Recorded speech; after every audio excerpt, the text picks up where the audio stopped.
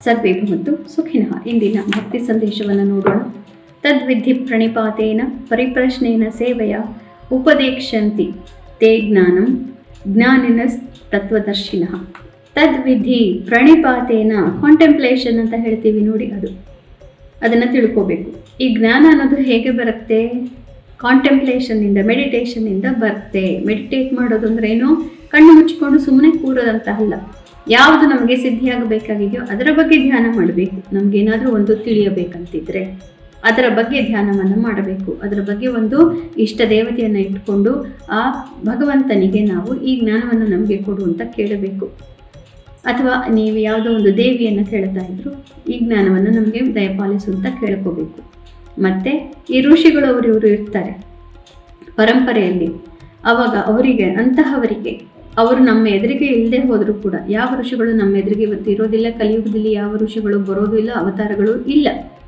ಹೀಗಾಗಿ ನಾವು ಮೂಲವಾದಂತಹ ಋಷಿಗಳನ್ನು ಅವರನ್ನು ಕೇಳಿಕೊಳ್ಳಬೇಕು. ಅವರೆಲ್ಲರೂ ಇದ್ದಾರೆ, ಅವರು ಬಂದು ನಮಗೆ ಅನುಗ್ರಹ ಮಾಡ್ತಾರೆ, ಅವರು ನಮಗೆ ಅಜ್ಞಾನವನ್ನು ದಯಪಾಲಿಸ್ತಾರೆ. ಆ ರೀತಿಯಾಗಿ ರಾಘವೇಂದ್ರ ಸ್ವಾಮಿಗಳು ಎಲ್ಲ ಮತದವರು, ಎಲ್ಲ ನಂಬಿಕೆಯವರು ಕೂಡ ಅಲ್ಲಿಗೆ ಹೋಗ್ತಾರೆ. ಅಂತಹವರನ್ನು ಕೇಳಿದರೆ ಎಷ್ಟು ಜ್ಞಾನ ಅವರಿಗೆ ಇದೆ ಅಂತಂದರೆ, ಗೀತಾ ತಾತ್ಪರ್ಯ ಇತ್ಯಾದಿ ಅನೇಕ ಗ್ರಂಥಗಳನ್ನು ರಚನೆ ಅವರೇ ಮಾಡಿದ್ದಾರೆ ಭಗವಂತನ ಅನುಗ್ರಹದ ಮೇಲೆ.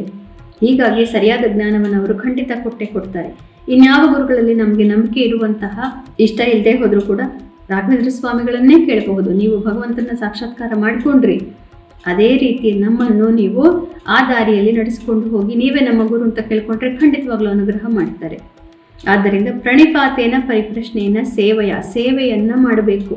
ನಮಗೆ ಏನೇ ಬೇಕಾದರೂ ಗುರುಗಳಿಂದ ಸೇವೆಯನ್ನು ಮಾಡಬೇಕು. ಸರಿಯಾದ ಗುರುವನ್ನು ಮೊದಲು ಆರಿಸಬೇಕು. ಅದಾದ ನಂತರ ಆ ಗುರುವಿನ ಸೇವೆಯನ್ನು ಮಾಡಿ ವಿವೇಕದಿಂದ, ವಿನಯದಿಂದ ಕೇಳ್ತಾ ಹೋದ ಹಾಗೆ ಗುರುಗಳು ಎಲ್ಲದನ್ನು ನಮಗೆ ಹೇಳಿಕೊಟ್ಟು ಬಿಡ್ತಾರೆ. ಅದರಿಂದಲೇ ನಮಗೆ ಜ್ಞಾನ ಅನ್ನೋದು ಪ್ರಾಪ್ತಿ. ಬೇರೆ ಯಾವುದು ಮಾರ್ಗವೇ ಇಲ್ಲ. ಇದನ್ನೆಲ್ಲದನ್ನು ಅವರು ಉಪದೇಶ ಮಾಡ್ತಾರೆ. ಅವರು ತಾವು ಯಾವ ರೀತಿ ಕಷ್ಟಪಟ್ಟು ಲಕ್ಷಾಂತರ ಸಾವಿರಾರು ವರ್ಷಗಳಿಂದ ತಪಸ್ಸು ಮಾಡಿ ಯಾವುದೋ ಒಂದು ಸಣ್ಣದನ್ನು ಪಡ್ಕೊಂಡಿರ್ತಾರೋ ಅದನ್ನು ಸೇವೆಯಿಂದ ನಮಗೆ ಕೊಟ್ಟು ಬಿಡ್ತಾರೆ ಅವರು. ಆದ್ದರಿಂದ ಗುರುವಿನ ಸೇವೆಯನ್ನು ಮಾಡಬೇಕು. ಸರಿಯಾದ ಗುರುವನ್ನು ಮೊದಲು ಆರಿಸಿಕೊಳ್ಳಬೇಕು.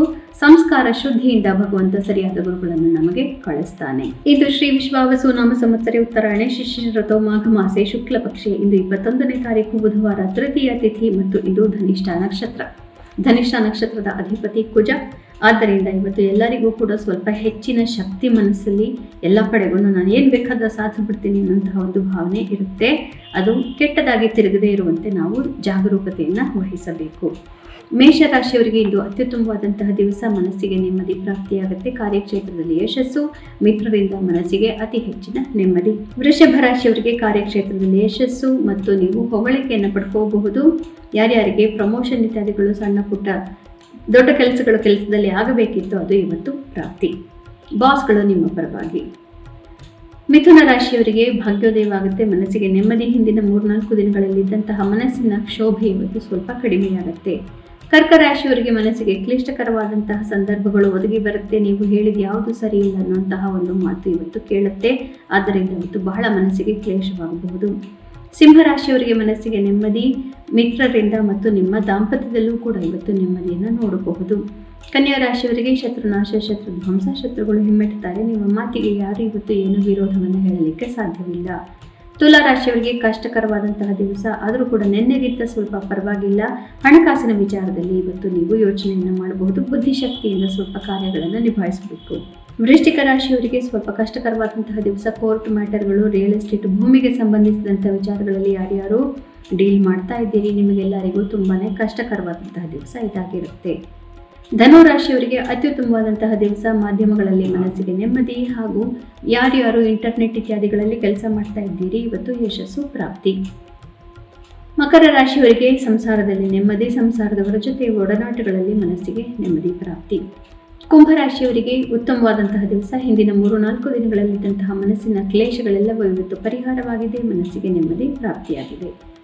ಮೀನರಾಶಿಯವರಿಗೆ ಸ್ವಲ್ಪ ಕಷ್ಟಕರವಾದಂತಹ ದಿವಸ. ಬೇಸರಗಳಿರುತ್ತೆ. ಹಿಂದಿನ 3-4 ದಿನಗಳಲ್ಲಿದ್ದಂತಹ ಮಿತ್ರರು, ಅವರ ಒಡನಾಟ ಇವತ್ತು ಕಾಣೋದಿಲ್ಲ. ದಾಂಪತ್ಯದಲ್ಲೂ ಕೂಡ ಸ್ವಲ್ಪ ದೂರ ಇರಬೇಕಾಗಿ ಬರಬಹುದು. ಮಾನಸಿಕವಾದಂತಹ ದೂರ ಹೆಚ್ಚಾಗಬಹುದು. ಧ್ಯಾನಾದಿಗಳನ್ನು ಮಾಡಿ ಇವತ್ತು ಕಳೆದು ಬಿಡಬೇಕು. ಪುನಃ ನಾಳೆ ಭೇಟಿಯಾಗೋಣ. ಅಲ್ಲಿವರೆಗೂ ನಿಮಗೆ ತಿಳಿದೇ ಇದೆ ಗೀತಾ ಶ್ಲೋಕಗಳ ಶ್ರವಣ, ಪಠಣ, ಲೇಖನ, ಮನನ ಯಾವುದು ಒಂದನ್ನೂ ಮಾಡಿದರೂ ಜನ್ಮಾಂತರದ ಪಾಪಗಳನ್ನು ನಾವು ಕಳ್ಕೋಬಹುದು. ಎಲ್ಲರಿಗೂ ಶುಭಮಸ್ತು. ಶ್ರೀಕೃಷ್ಣ ವಿಜಯ.